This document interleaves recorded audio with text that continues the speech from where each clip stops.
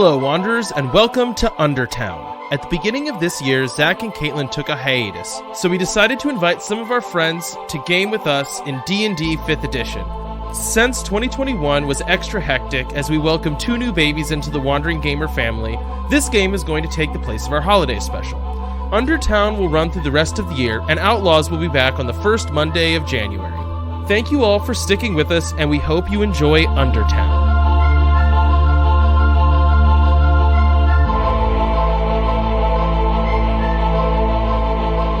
Last time, the party infiltrated the nobleman's retreat. It seems at first that the base was abandoned, but after reaching the heart of the compound, they were attacked by a massive and vicious creature. Now, Wanderers, welcome to UnderTown. Okay, let me set the scene. Skeletons open the door. They rush in.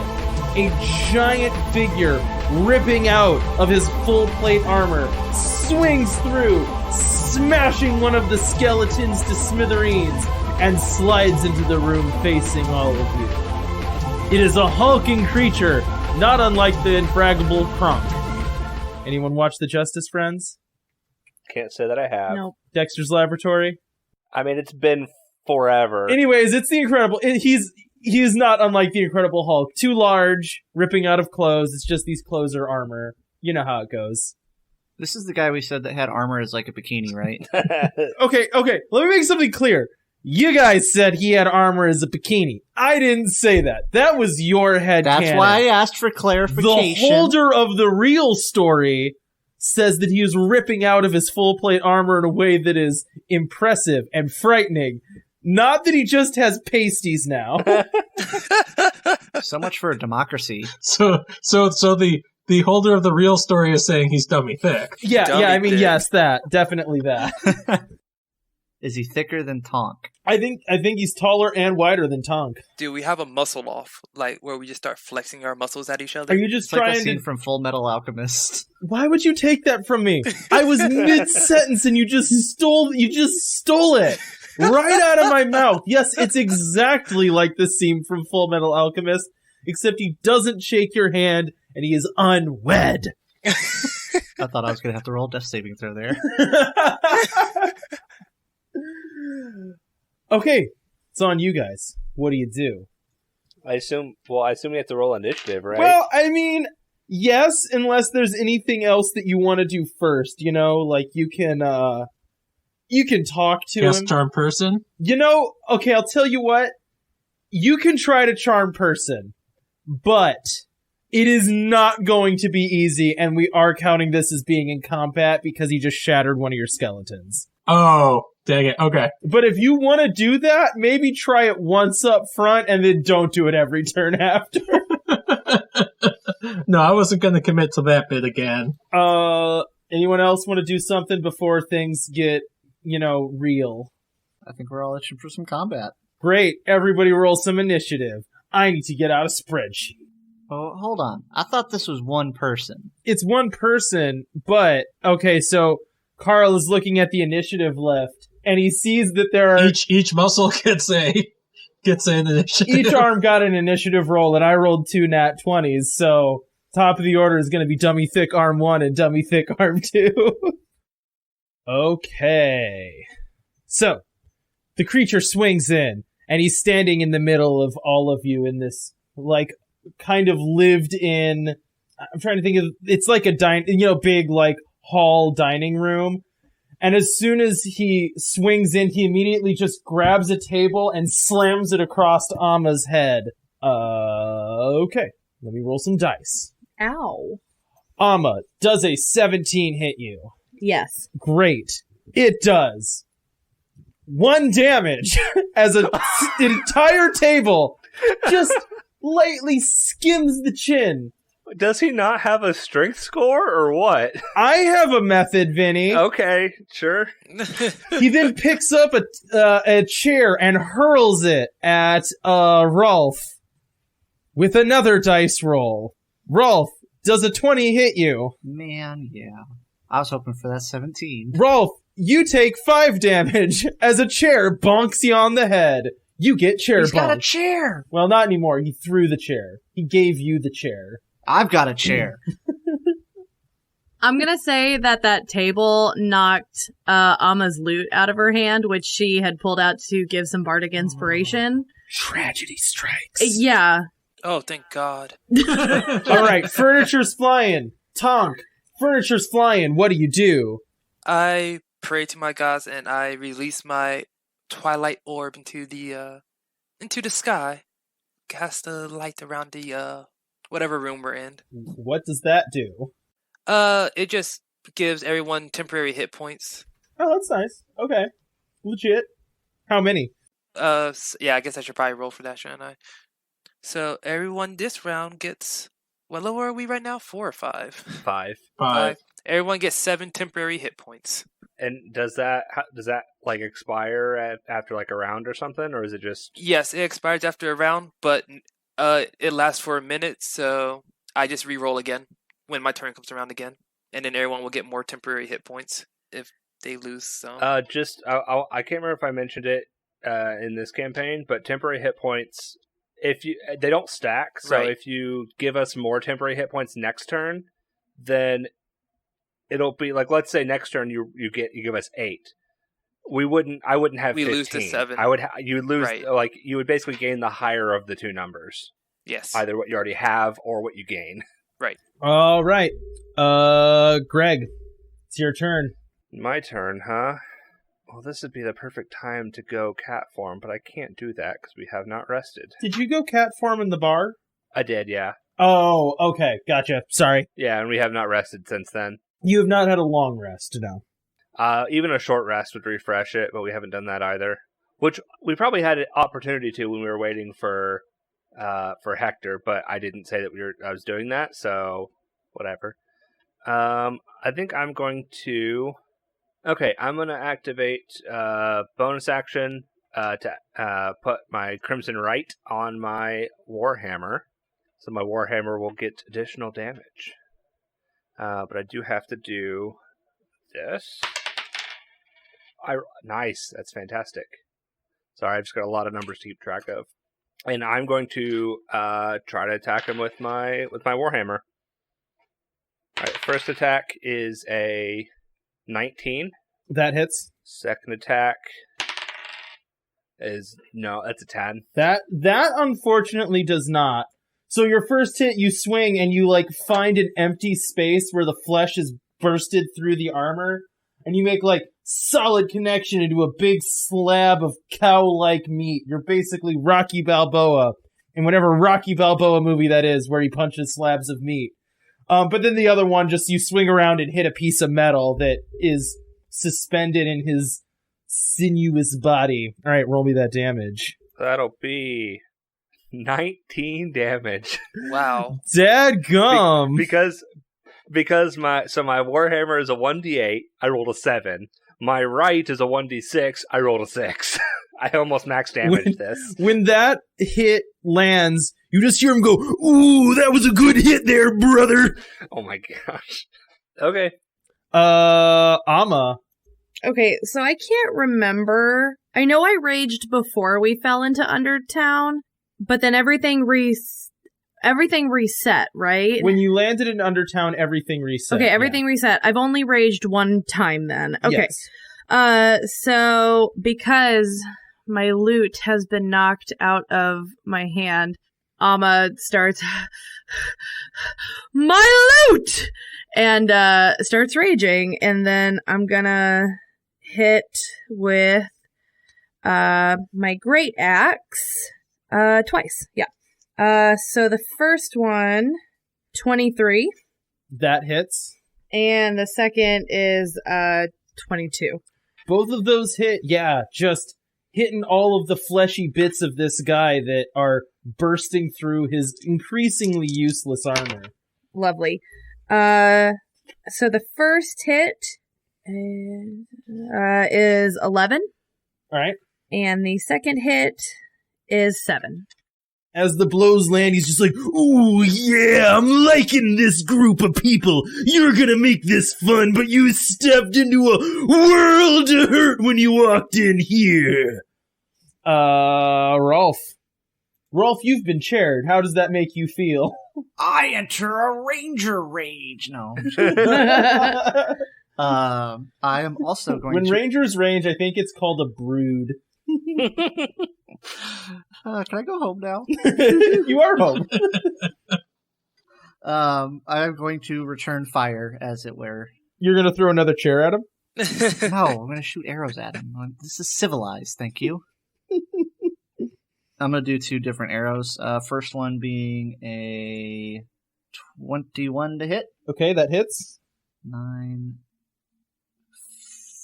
14 on the first one. And the 14 damage? Yeah, that's on the first one. And then on the second one here, I'm going to use my feat sharpshooter, so I think I take a -5 to my attack roll. But if it hits, I deal an additional D8, I believe. 13 plus 24, 19 to hit. That also does hit. Okay, so then we take this one. 7 plus 5 is 12, plus an additional D8 due to Colossus Slayer.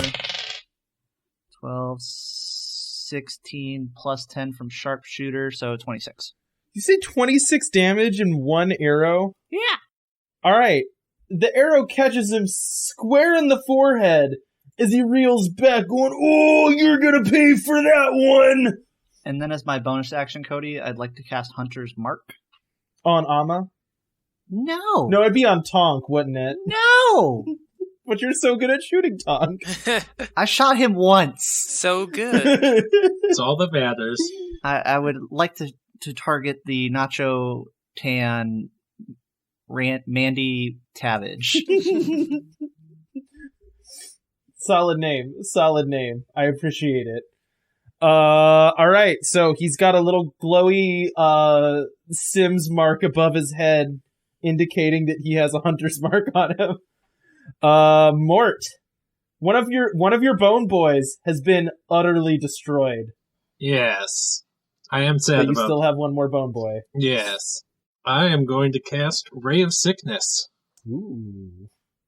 Solid spell idea. Yeah, I finally like, I should use my necromancy spells that aren't animate dead. No, just really be a one-trick pony. Wait, there are different necromancy spells? There's a whole bunch of them. And so far I've only been throwing firebolts. 17 to hit. A 17 does hit. 17 does hit. Target takes 2d8 poison damage and must make a Constitution saving throw. 2d8. Okay. That was 16. 16 from poison? Yeah. Yep. What's the spell save he needs to make? Oh, good question. 14. I think he made it. He made a 20. Yeah, okay. So he just takes 16 pukey damage? Yeah. Yep. And he's not poisoned. Okay. Sadly. Right. Anything else you want to do? Where is my skeleton? Since he was you guys are basically in a circle around this guy, because he kind of smashed into the center of the room and is just like hucking chairs, as I imagine Rolf is backpedaling out of the line of fire, and you are too. Your skeleton would have been right by the door, so Bone Boy number 2 that did not get wrecked is still pretty close to him. Okay. Bone Boy number 2 is going to try to stab him. All right. Roll me that attack. He misses. Okay. And I also tell Bone Boy number 2 that if I die, he's got to go grab the other bones and run to where we started. All right. He looks at you and goes, It's more of a It's unclear whether these skeletons like working for you or not, because all they ever say to you is, And I was thinking they just clacked around. Yeah, I was going to say, with what vocal cords? they're magic vocal cords. Yeah, Cody, I'm trying to take good notes here. Can you say that again and spell it out for me? Okay, it's WEHHHAEAHHCH. I'm good at phonetics. Whoa, so you think you can just come into my lair, shoot me with arrows, and wreck up my fine drinking establishment? Well, you got another thing coming. And he grabs Greg by the head and then just slams him down on the ground. Choke Maybe, slam. depending on this dice roll. Oh, dang it. Oh no, this might not happen, but I want it to so bad. Greg, does a 13 hit? Just barely, no. Oh no! So, one giant arm reaches around and grabs your head, and it does like a wrestler like slam where it like drops, you know? A pile driver. But unfortunately, wrestling moves aren't actually super effective and frequently don't do anything. So you just kind of slip out right at the last second. But when this giant thing impacts the ground, you can see with his offhand, he slaps the ground to make it sound real impressive, even though you're still standing there totally fine. And so then he kind of reels up from that. He's like, "Oh, yeah, I bet now you've learnt your lesson and you've made me mad. No more holding back." And he reaches into his back meat that's growing over the armor that he was wearing and pulls out a giant shield and straps it onto one arm. And then from his visceral back goo pulls a giant sword that he holds in one giant mitt that normally would need 5 men to wield, and tries to chop off Amma's head with it. Rude. Ooh, does a 17 hit? It does. Cool, you take 10 damage as a giant sword crashes into you, knocking you backwards despite your barbarian rage. After that blow, this dude, whose name is Oswald in case you haven't put it together, and I'm tired of calling him dude, throws his shield in front of him and takes a slightly more defensive stance, as if you've entered the second phase of a boss fight due to the amount of damage you've done. So with temporary hit points, I just knock all of those out and then -3 on my... You count your temporary hit points first, and then it starts actually mattering. Cool. I haven't had to work with those in a while, so... Okay, all set. All right. Tonk. It's my turn. Oswald, not Macho Man Randy Savage, totally, is now holding a massive sword and shield and taking a more defensive stance. What do you do? Was he trying to catch them all? He's got sword and shield. What else would he be trying to do? Temporary hit points go up to 9 if now for this next turn. And if, like, in Amma's case, if she wiped out, she gets it reset again? Yes. I'm going to go yes, yeah. And this is like it was recast, right? Yes. For 10 rounds. And I will use Toll of the Dead. My Toll of the Dead cantrip. Y'all's characters have cool sounding names and abilities. Ray of Sickness, Toll of the Dead. Hunter's Mark. Hunter's Mark. He has to make a I guess first does 18 hit. An 18 does hit. Just yeah. like a wisdom saving throw? No, he just does a wisdom saving throw. Okay. No, yeah, you don't roll for this. It's a saving throw. Okay, yeah, so he has to make a wisdom saving throw. I'm guessing this is going to be a struggle for him, but we will find out. 7! Does a 7 make it? No. He does not make a wisdom saving throw. Okay. And he has already taken damage, correct? He has already taken damage, yeah. Sweet, so that is 2d12. Excuse me? And I just add my wisdom modifier to it? Or does it just go straight? Is it just straight? Don't think you do for this one. I think it's just straight for this. Yeah, I think spells a lot of times it's just spell damage. It'll usually tell you if it's plus your spellcasting modifier. Then 11 is all it does. I mean, what is this? What is the description of this? I want to know this flavor. What did you just do to my boy? You point at one creature you see within range, and the sound of a dolorous bell fills the air for a moment. It's like, I want it to be like the ring of the bell, like, to stop the match. Ding, ding, ding.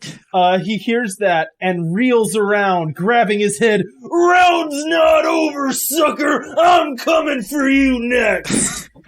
He hollers. Oh, no. But, so, he makes a wisdom saving throw.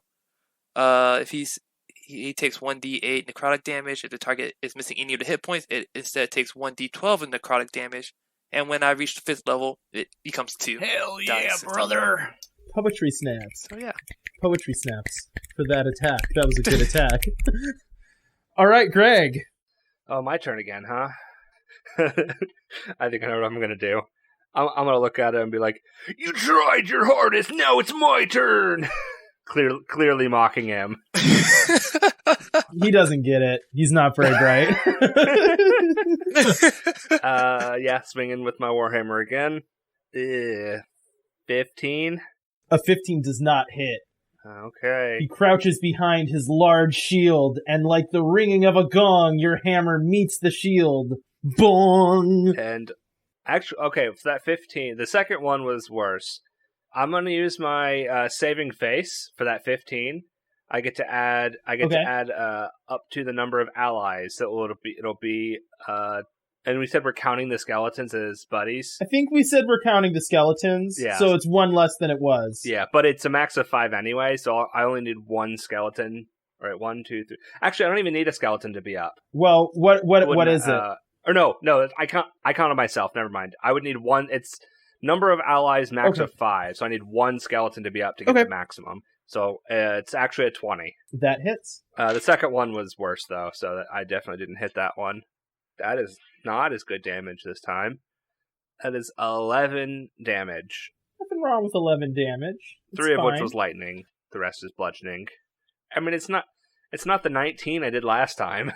In this case, like, your hammer doesn't exactly make contact with him, but on the, like, second swing when you hit his shield again, his shield rebounds back and clocks him in his unhelmeted head as he's now, like, kind of woogly-eyed as he's trying to maintain his composure because of this ringing of his bell.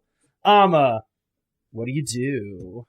I punch. Well, no, I hit with the great axe. Just a 1d4 punch. It would be more than that. Well, it would add up to more than that because I strong. Wow. Well, okay, that first one definitely doesn't hit. The max I got on that is an 11. Nope. There we go. Okay, I'm about to throw this blue dice out the window. That's a 25 for the second one. A 25. Now that's good enough. Yeah, that'll do it. Oh, thank goodness. You sure? That's 11 to hit. So 11 damage. Yes. All right, so well his back is to you. He was dealing with Greg. You sneak in and deliver one savage chop to his side as he kind of limps, bounces over after the impact. He seems slightly staggered. Rolf shooting more arrows. 21 to hit. A 21 hits. Then we take a D4 and a D8 since he's hunter marked. That's 10. Okay. Damage. And then my second attack. 18 to hit. 18 does hit, yes. And this one I'm Colossus Slayering. I don't know what the number was, that's why I was kind of like 18? It's changing as this fight goes. His AC is not consistent. 11, 13, 5, 18 damage. Okay. Okay. So, both arrows, like, hit him in both knees as he, like, kind of falls down, staggered. He pulls them, or, well, I guess, yeah, he's got one hand free because it's in a shield. He pops both arrows out and is like, arrows can't stop these thighs! Oh, wait, Cody. Retroactively, as I hit him with the second arrow, I want to drop a little, woo! Alright, Mort. I am going to cast Ray of Enfeeblement. I like Ray of Enfeeblement. That's a good thing to cast on this guy. 22 to hit? A 22 does hit, yes. Okay. He now only deals half damage with weapon attacks that use strength until the spell ends. At the end of its turn, he can make a Constitution saving throw against it. You wiggle your evil necromantic fingers at him, and one muscle at a time in his giant beefy arms, they shrivel down to normal size. And he's just got 2 normal-sized arms hanging off of his otherwise giant body.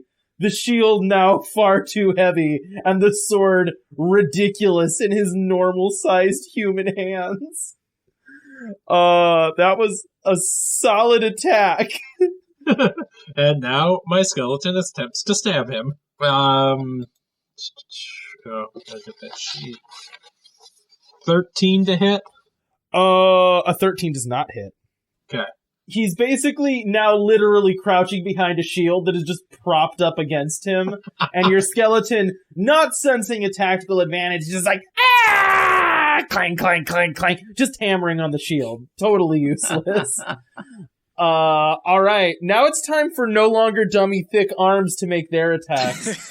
So, with all of his no longer that, basically, this is a whole body motion now to swing this sword.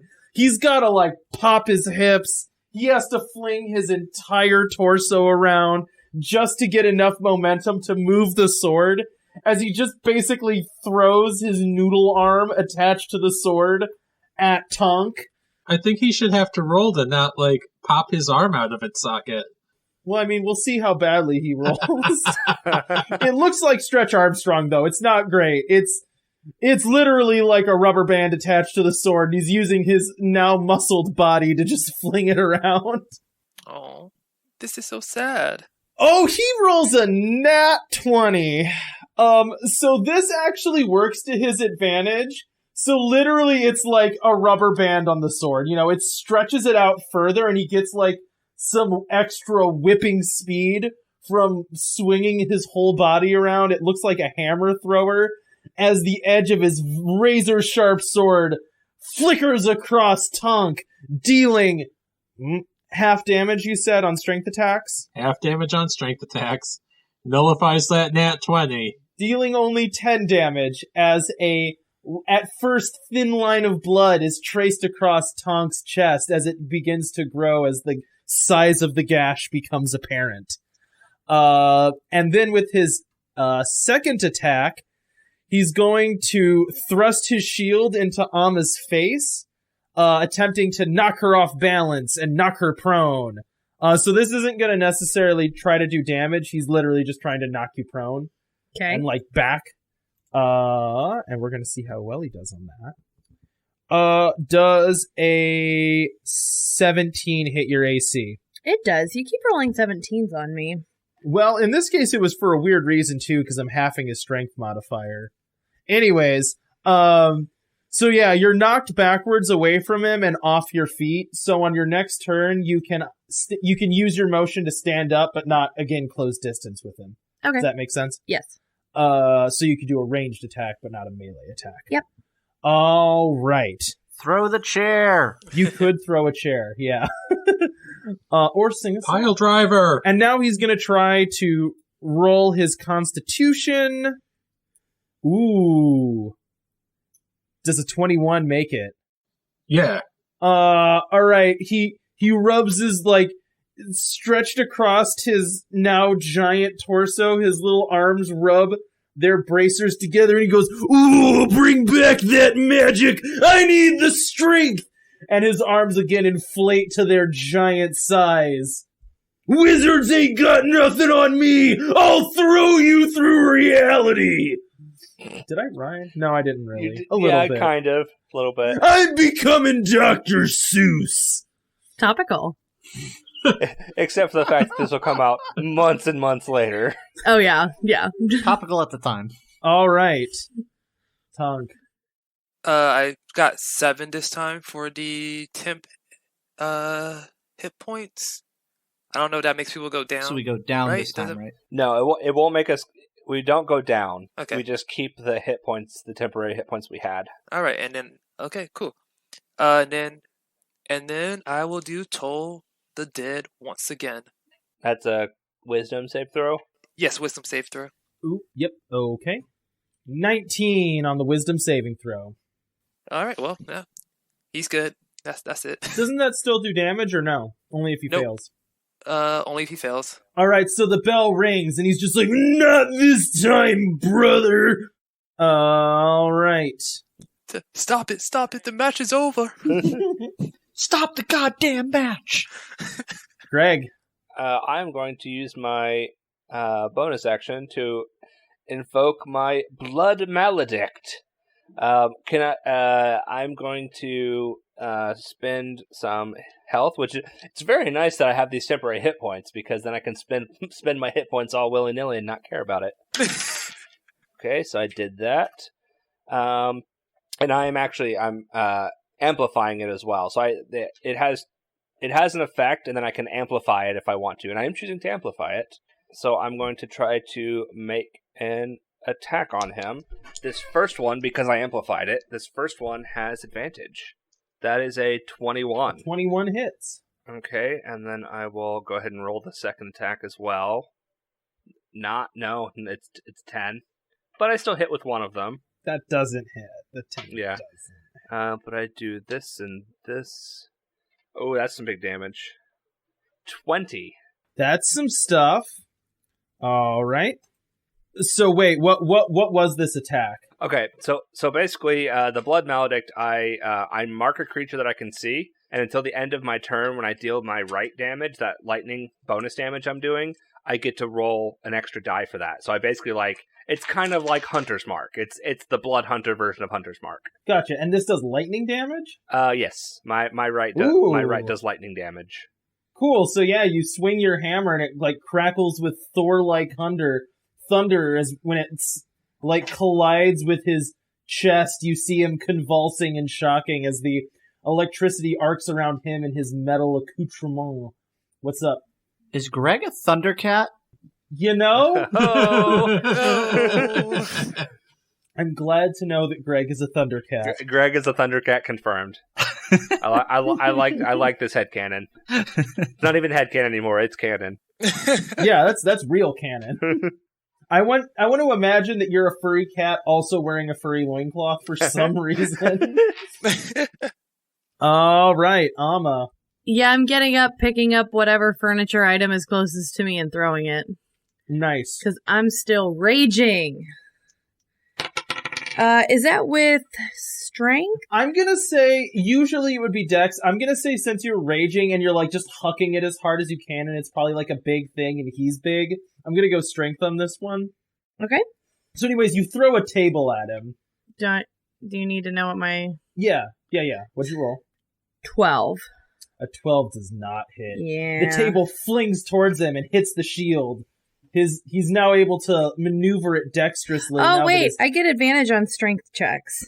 Okay. Hang on. That is 26.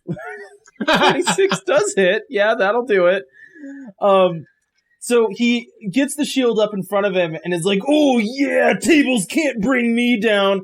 But when it hits the shield, he was kind of holding the shield up in front of his face. It just pivots down and catches him straight in the knees, and he just goes flat on his face. Nice. That sounds painful. And you just hear, ooh. Anyways, roll a d8 of damage. D8 there. Nope, that's not a D8. There's a D8. Do I get to add anything to Your that? strength, yeah. Yeah, we're just treating this as a strength attack. Oh, okay. 12. All right. Rolf. You know Rolf is about some arrows. And will never not be. If he's on the ground now, is he technically prone? He is? Does that make it harder for him to be hit or easier? I would argue easier, personally. Depends on the type of attack. If you're prone, it's easier to hit you with melee, harder to hit you with range. It's harder for you to hit him right now because he is prone. I have a sharpshooter. Oh, dang it. I was hoping I was going to, bait you into getting close to him. Never. 21 to hit? Yeah, it hits. Yeah, it hits. Roll the other one, too. Let's just find out. Hold on, we gotta do this one at a time. 16 damage. Okay. You've hurt my boy. I'm a sharpshooter him on this one. I'm going for all the bacon. Oh, 24 to hit with the -5. Oh, I was hoping it was going to be 1. I was like, I want you to shoot Tonk in the leg every single one. All right, that hits, yeah. 11, 12, 17, 27. 2 arrows sink feather deep into his perfect butt. One in each cheek. Boop, boop. I didn't need to visualize that. Feathers sticking out. But Cody, I've got a question for you. Is that America's ass? Should have aimed for the ass. No, it's Undertown's ass. Oh no, we have to beep that. Sorry, Zach, but it was a Captain America line, so it can't be a swear. All right, Mort. He's still not dead? Huh? How many people are within a 15-foot, like within 15 feet of the big guy? Well, I would say not you and not Rolf. Everyone else is just basically and not Amma, because she got knocked back. So right now, just Greg and Tonk are just standing in a circle around a prone body, hitting him with sticks. just like that. Okay, I'll cast fire. This is turned into the scene from Your childhood? Kung Pao, where he's like, hit me with sticks as hard as you can and don't stop even if I cry. And they just like sit there for 10 minutes just hitting him with sticks. Is this the movie where it's like Simba? Yeah. It's got the CG cow that shoots more at him. Yeah. Okay. I just had to... Yeah, got it. I'm in the headspace now, thanks. You're welcome. Follow-up question. He's still not dead? No, he's not dead. He's a very strong man. He's got bracers on. He's got very strong bracers on. Yeah, which arm do those last two things of damage go on? You're not actually dealing arm damage specific to the arms. Oh, so it doesn't matter where I put these numbers. It kind of does for... Okay, so do you want me to pull the curtain back, or do you want me to not pull the curtain back? I just want you to tell me where to put numbers into my equation. I'm keeping a tally. I'll tell you afterwards. You're doing good. It's fine. Okay. You're doing good. Just tell me how much damage you're doing. Oh, I'm casting Firebolt because it looks like burning hands will just incinerate everyone. Yeah? Or at least everyone standing near him. Yep. 18 to hit. 18 hits, yes. Okay, 2d10. 15. All right. And the skeleton tries to stab him. The very helpful skeleton. Does he just donk his shield again? I think so. 11. So at this point, your skeleton, Oswald is laying on the ground, arrows in his butt, being pummeled. And his shield is flung to the side. It's only covering his arm, and your skeleton is belligerently standing over the shield, just bonking it. Just bonking the shield for all he's worth. Such a good skeleton you have. You lost the wrong bone boy, is my point. Yeah, I can tell. At this point, finally, green smoke is pooling on the ground, and you think to yourselves, this must be it. We must have done it. There's no way he's got more in him. And then he gets up on one knee. He knocks both of his attackers off. It seems impossible. He's rallying as he staggers to his feet, throws his weapons aside and goes, "All right, we're going all out on this one, brother." And he grabs his left arm with his right arm, pulls it off, and hits Greg right in the face with it. Is this like a Buzz Lightyear move? This is definitely a Tanner move. Go ahead and have him roll with Fast Friends, Detective, Hypnotizing Eyes, Calm Authority. Am I missing anyone in there? Yeah, I'm rolling D6. I'm rolling D6s from here on out. Okay, Vinny, and by Vinny I mean Greg. Greg, does a 20 hit you? Yeah. All right, wow, really? Take 10 damage as the bald fist of a magical arm hits you in the head for not nearly as much damage as what it feels like it should. Because random dice rolls are garbage!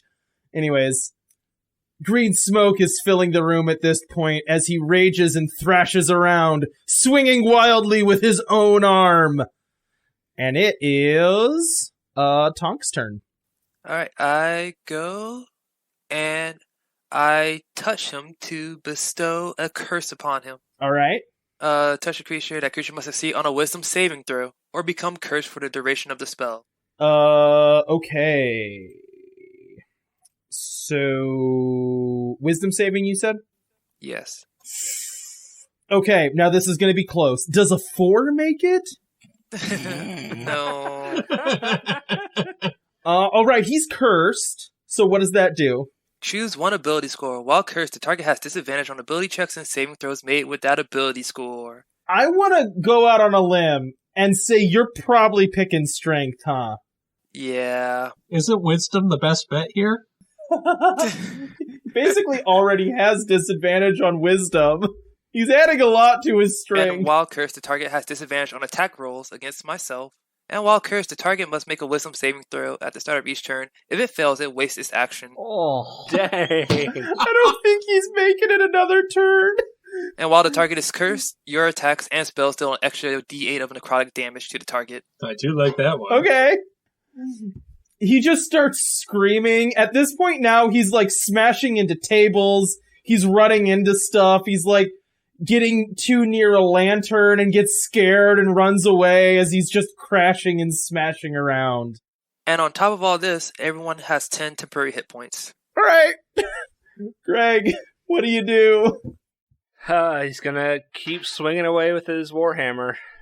So the first attack is a 12. A 12? I'm trying to remember, sorry. I'm actually going to say a 12 does hit, yeah. Really? Okay. Yeah. And I'll go ahead and roll the second one. Second one is a 24. That does hit. So for the confused look that I got for saying a 12 hits, he's basically unarmored at this point. Like, as the fight has been going on, his AC is shifting at this point. Well, he was supposed to be doing a ton of damage at this point. Yeah, so he went from like normal form to defensive form to now all out swinging form. Yeah. So at first he had armor, then he had a shield and armor. Now he has no armor and is just swinging wildly. Yeah. All right, ready for this damage?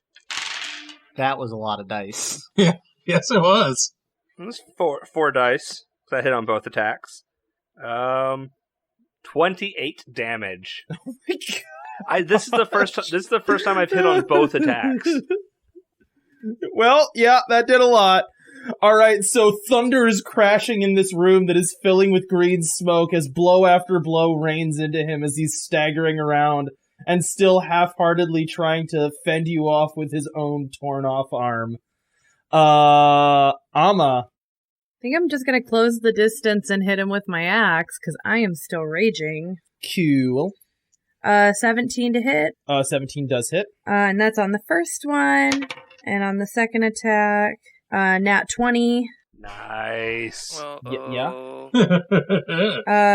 First attack, that's 13 damage.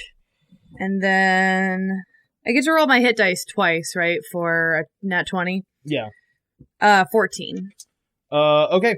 So at this point now, it seems like the staggering Oswald is having trouble keeping his feet. You can actually see him beginning to shrink as more and more damage is being done to him. It seems like his bracers can't keep up and can no longer maintain the ridiculous form that he has taken, as he's beginning to slowly again look like a normal man whose armor has fallen off of him. Rolf, what do you do? Dormammu, I've come to bargain. Nope, more arrows. Oh, I apologize. I was going to sharpshooter this one. I mentally, I rolled a 12, so that's going to be 23 minus 5, 18 to hit. That hits, yeah. So 28 on the first one. Jeez. I'm sharpshootering the second one. I also rolled another 18. And that's 14, 15, 21, 31. Jesus Christ. All right. 2 arrows fly into his now fully unarmored head, and he slumps to the ground, green smoke beginning to deteriorate his body. Mort, you doing anything? Yeah, I'm gonna go over and animate dead. Yes! Take his bracers! And I want those bracers. No, we're not touching him till he's back alive and I figure out how big he is. Oh, whoa. Meow. Uh-huh. Exactly. I mean, what you do on your own time, I won't judge. Put the braces somewhere else. All right, Mort, do you have to roll anything for that, or does that just happen? That just happens. Okay, so you reanimate Oswald. You go over to this now actually rather small-looking man who's, like, slumped on the ground, being eaten away by green smoke. He's, like, basically wearing the rags of whatever he was wearing under his armor, so, like, you know, whatever... Surcloak? Is that what it's called?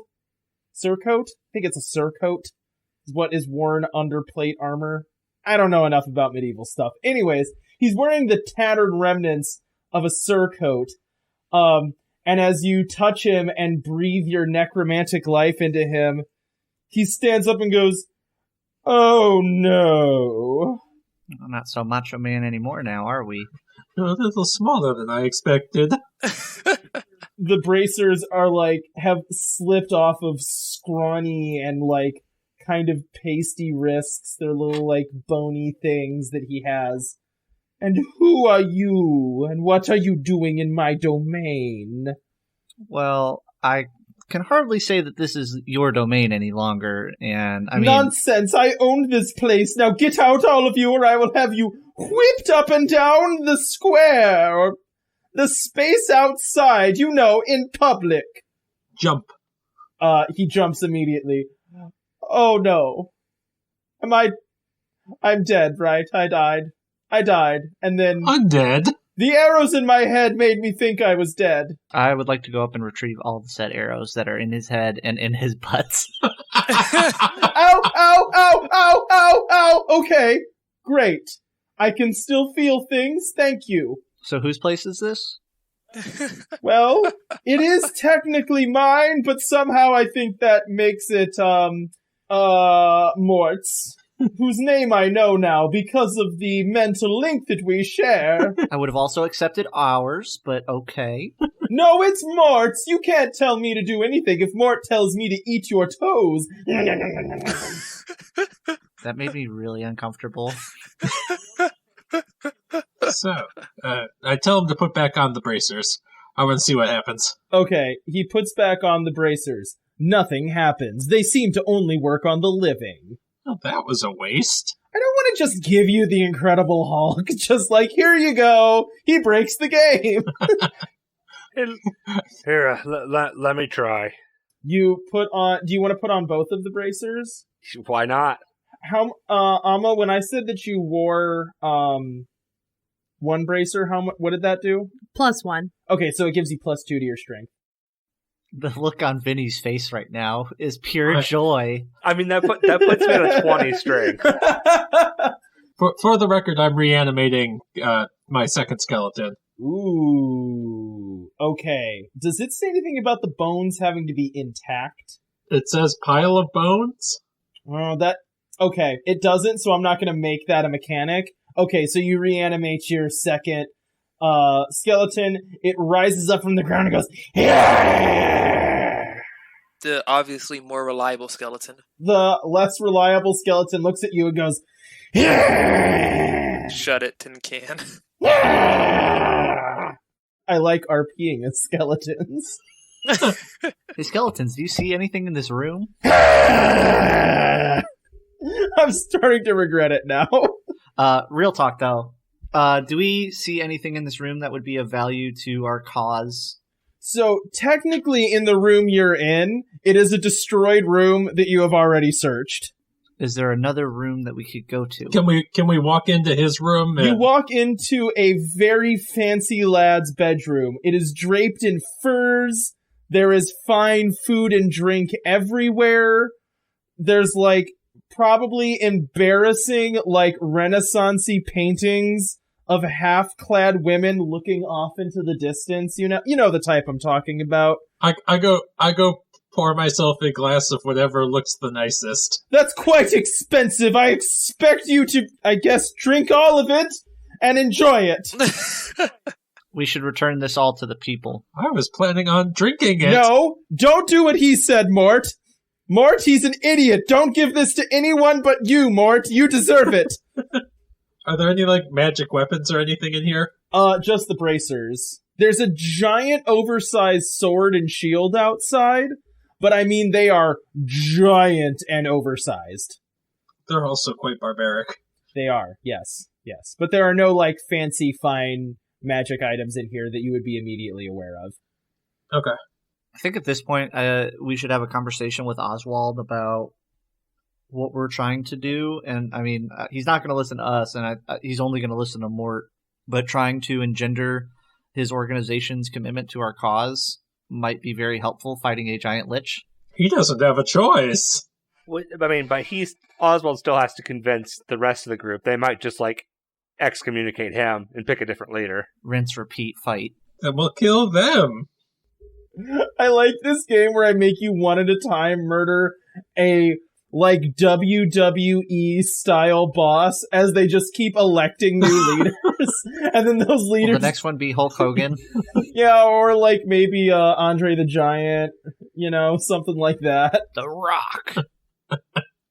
Wandering Gamer Network. WrestleMania. Yep. All right, so what do you want to talk to Oswald about? He's just standing around looking dejectedly at what used to be all of his things. I stand by my comments. I think Mort needs to lead this conversation because he's obviously not going to listen to the rest of us. Oh, no, you lead the conversation. I'll just tell him to do what you say. I go and sit down in wherever the nicest looking surface is and just keep drinking. It's a very fine chair, like, tossed in probably endangered animal, pelts. It's like stuff you shouldn't kill. It's like unicorn pelts, right? It's like this is not okay that this is what's covering his chair. Oh, the finest. But like slimy and undertowny, right? No, this would be oddly way too nice. Like, way too nice. Stuff that he should not be able to get. How'd you get the lack of slime? Well, the thing is, I'm not half dead or soul captured. I'm an actual person who lives here, not a dead person who is captured here. Well, roll that back. Now I'm a dead person. I wasn't before. I was 100% alive and living here. So I could sometimes get shipments. I was given special shipments of nice things. How did you get here? Jinx. Dang it. How did I get here? Well, so I had a dad. He sucked. And, my dad decided, hey, you know what is terrible is worlds where I can get in trouble for treating people terribly and practicing dubiously moral magics. So he created a pocket world called UnderTown and decided that me and him and his family should live there. I'm his son, or was his son, now I'm dead. But anyways... Can I start treating him like Pinky, and I'll be the brain, and we'll try to take over the world? You can. It's basically what his dad did. Oswald, who's your father? Oh, well, so I am Oswald Vile. My dad's name is Duke Vile. His name is Duke, and he's a Duke. Oh, there go those Duke boys ruining everything again. Well, no, we're the Vile boys. So these shipments and, like, as a live person here, were you able to come and go as you pleased? No, it's just sometimes we could send wicked and horrible creatures out from the Forgotten Catacombs to ransack the land for us, and then they would come back and die with it, and then we would get to take it. Hence how you are all sitting on these very fine unicorn pelts. So this is where all the abominations are coming from. Well, okay, yes and no. Yes and no. This is where all the Torn Cloaks came from, or lived. All of the horrible, like, mutant freak things that live in UnderTown, those are not mine. I'm not affiliated with them. We meant the real world.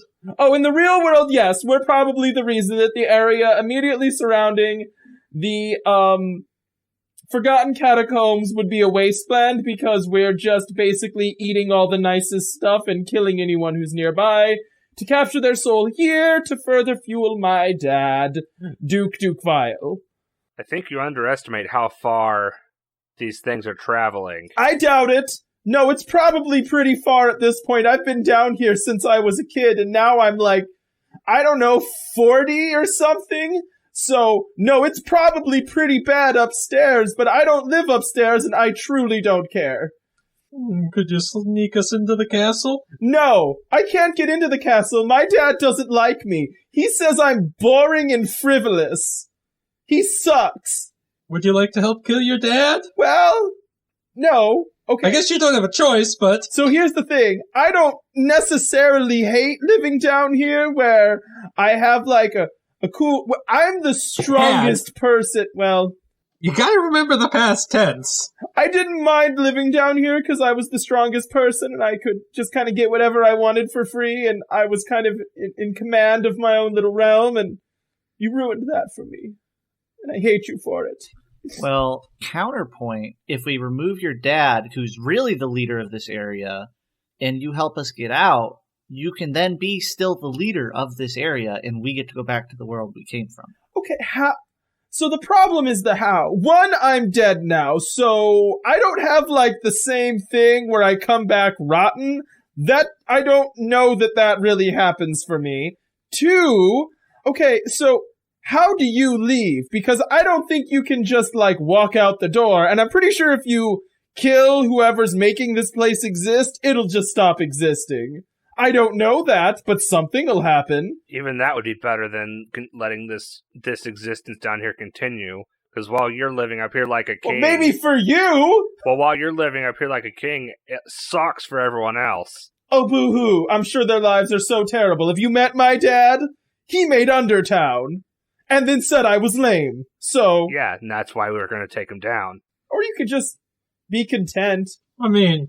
I was going to take him down to take his place. How can we be content when you're perpetually making everybody else's lives here miserable on top of what your dad is already doing to them? Maybe complacent? How about complacent? You could be complacent. I mean, we charged in here and we basically killed you. How would you take that for complacent? Did kill him. I wouldn't. I was hoping. And yes, you definitely did. Was no basically about it. You straight killed me. Which, I mean, dick move, guys. I blame you for this. Your little underling should have been nicer to Terrence then. Is Terrence that sad ranger that cries in the bar? Not anymore. That's what this is about? That was our introduction to UnderTown. Our introduction was we met Terrence, and then your boys came in and roughed him up. So, yeah, I'd say, yeah, that's what this is about. And then we roughed them up. Yeah, I heard about that. Anyways, any other questions? Hey, Mort. Sorry. No, I'll get out here. Mort, can you still contact Hector? Yeah, Cody, have I heard anything from Hector? You have not heard anything from Hector yet. Well, that means he's not dead yet. Oswald, what do you know of the witch experiments / e-alarms and the ghost causing trouble in UnderTown for the rest of the civilians? Is that your sister? Okay, so, family drama. Those are two different people. There is a mad scientist who called her a witch. Not a bad description, but rude. That's my mom. So, you know, she deserves it. She also sucks. So she hates living here and has lived here for a long time, you know, like the rest of us. And she, like, can't age either. And she wants an out, right? She wants out of here. So she keeps trying to, like, stir up a spell that's worse than my dad's spell to break herself out. And to fuel that magic, she uses human souls, because that's kind of what we have in abundance here. And it doesn't generally kill them, it just makes things different. So she's kind of created a whole legion of these abominations that are, like, twisted and corrupted human souls that she's experimenting on. The e-alarms. Yes, the e-alarm. Yes, sometimes they have e-alarms or octopus faces or, you know, like fish gills. Those are the worst. And then there's my sister. Yeah, she tries to help, you know, she causes trouble. She steals things from me or my mom or my dad. She kind of, you know, she's a rabble rouser. She's a ruckus maker, and I don't particularly like her. She has this whole affectation about looking all spooky and sinister to scare the Torn Cloaks. Doesn't really work on people with eel arms, but you know. So how about this idea? We gather all of your family that don't like it here and take down your dad. Okay, I'm gonna explain this to you. I don't care. I want to stay here, but I'm dead. So, not an option for me. You can do whatever you want, and I have to help. So, you know, that's a good plan to me. Sure. As long as Mort says so. and you're gonna help us go find your family. All right, I will do that. He's going to do whatever we say. And make sure the Torn Cloaks don't do any of the crap they've been pulling, especially to Terrence. Yeah, about that, I think you might have killed, like, a lot of the Torn Cloaks. Because I'm guessing now, being Mort's thrall, I'm guessing that, what was his name? Hector? I'm guessing Hector was lying and lured all of the Torn Cloaks out into monster territory where they're probably in a pretty not good fight with a lot of creatures with eel arms and octopus faces and fish gills. So we'll see how much of the Torn Cloaks are left after today. You guys really ruined my life. Are they not going to just come back? Okay, so if you, let's say, right, you walk up and slap a tiger in the mouth, can you just walk away? I mean, we've never had to. My point is that they're, in enemy territory, causing a ruckus, so we'll see. See what happens. Well, my point was, even if they do die, they still come back. Oh, they come back eventually. Yeah, they come back eventually, but it isn't next second they're back. There's a delay. And if you have a fortress, and then there's a day or a few hours delay, things are gonna come in and take all your stuff, you know? I mean, this stuff's going to the people either way. What? No, don't do that. Mark, bad idea. Don't listen to him. He's a troublemaker. Bad plan, because then the people can stab me. Well, wait a second. I guess it doesn't matter anymore. He just kind of stares off into space, dejected. As you say that line, you see the shadow of a sickle crawling up the wall next to you, and you hear a voice whisper, "I think we should talk."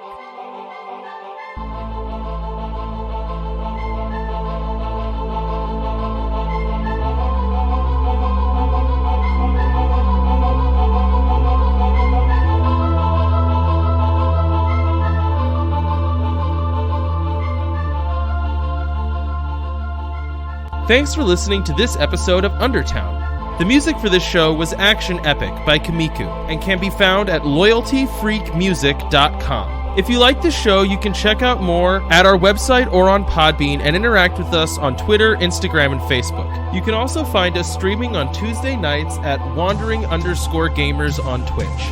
Until next time, be careful wandering the UnderTown.